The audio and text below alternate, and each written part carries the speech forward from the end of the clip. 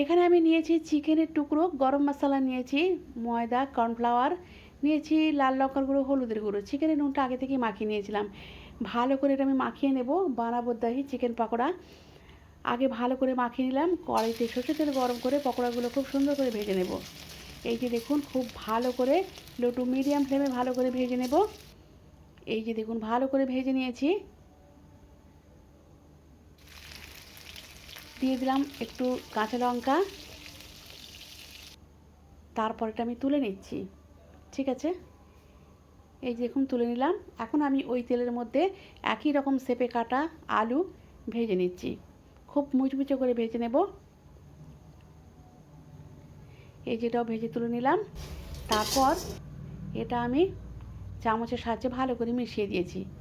মিশিয়ে নিলাম। এখন আমি ডেকোরেশন করব। এর মধ্যে দিয়ে দিলাম টক দই, দইয়ের মধ্যে নুন দিয়ে দিয়েছি, বিট লবণ ভালো করে দিয়ে দিলাম।